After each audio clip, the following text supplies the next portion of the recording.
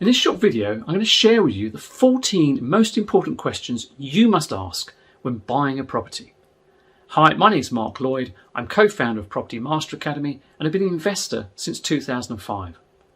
So let's get into this. Question 1, probably the most obvious, who owns the property? Now I want to know that I'm speaking to the right person, not a relative or a friend, and you want to make sure that you're speaking to the decision maker. So if a couple own the property, you want to speak to both of them. Question 2, how long have you owned the property? Now I want to understand if this is something they've bought recently and why they're selling it. If they've owned it for a long time, there may be some equity that's built up, so it gives you a few options in terms of strategy. Question number 3, and this will lead on to some other questions such as who lives in the property? Don't assume they do. If it's tenanted, then you want to know how long they've been there and when does the tenancy expire? How much rent do they pay and are they up to date? There might be an opportunity to increase rents, or they may be in arrears and we don't really want to take on a property with tenants in arrears, do we? Question 4, have you found somewhere to move to already? Now here we want to establish their motivation. If they've found the next property and can't move until they've sold this one, they might be more flexible on the price, or it could be they just want to get a sale agreed. Question 5, I also want to establish whether they are looking to buy or rent. Again, don't assume they always want to buy right now. They may want to check out an area first, or they may not be able to afford the house they want. Question 6, is it a freehold or a leasehold property? Now ideally, I want to buy freehold. But if it's a leasehold, it means, well, actually, I'm only buying part of that building because there are other people there who also own other parts of the building. Now, if it's a leasehold, there are some supplementary questions we need to ask as well. For example, how long is left on the lease? Now, many leases are over 125 years, but we need to know if the lease is less than 70 years. Because if it is, it's very difficult to get a mortgage on that property. So the lease would need to be extended. And if that's the case, then this creates an opportunity for you. And that's often when you might see a very cheap property, or it seems apparently cheap, is because it's got a short lease. Now if it's got a short lease, we need to ask if they know how much it costs to extend the lease and whether they've issued what's called the Section 42 notice. We also need to know how much is the current service charges and ground rents. Now ground rent is an annual fee that we pay to the freeholder, and it's usually just a few £100s. But the service charges are what we pay as our contribution to the communal area, the cleaning, lighting and maintenance of the building, and that can vary quite substantially. So question 7, why are you selling?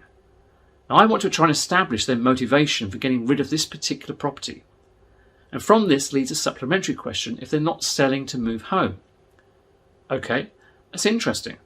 Would you be open to discussing ways that I can help you get a better return on your money? That could potentially lead into vendor finance or an angel loan. So question 8, are there any timescales you're working to now?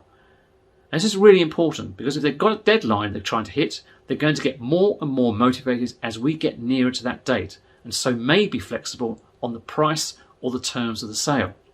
So understanding timescales is really, really important. Question number 9. This question is often missed out as a lot of investors feel uncomfortable asking it. And that is, how much do you need for the property? Now remember, I've used the word need. I didn't say how much do you want for the property. I said how much do you need? Now very often people want to get X amount for the sale. But actually what they could do with is what they need. 2 different things usually. I want them focusing on the lower figure. How much do they actually need? Question number 10 is a bit of a sensitive one because you want to ask how much is owed on the mortgage. Now I usually download the title deed from the land registry so I know if there's a mortgage owing and any additional charges. So this is how you might approach it.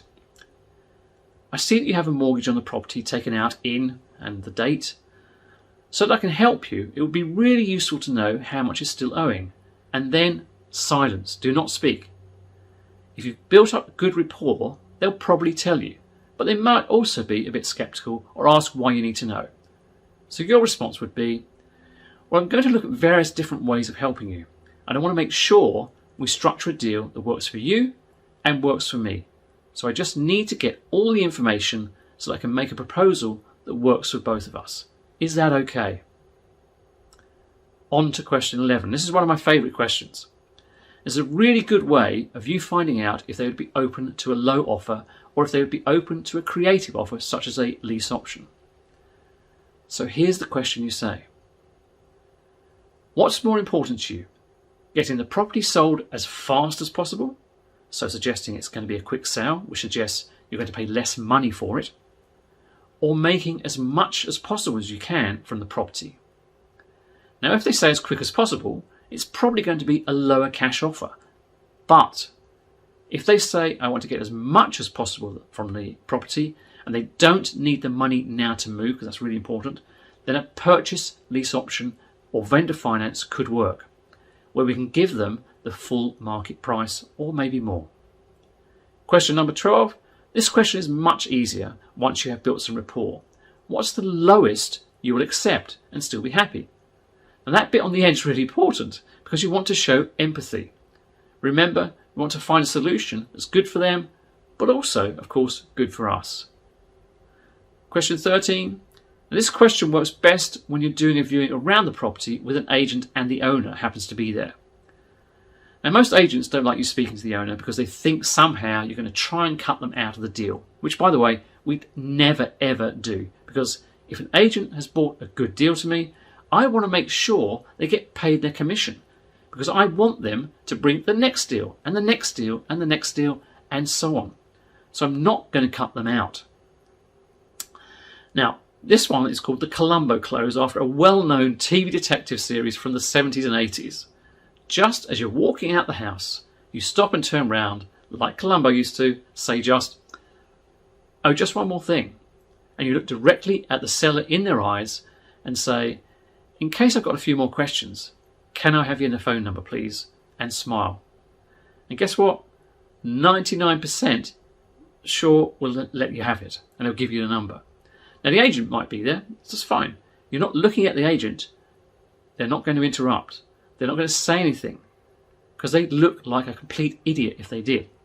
So just ask them, just be bold, be friendly, be confident, and they will give you their number. I've done this so many times. And then I would call them later that same day.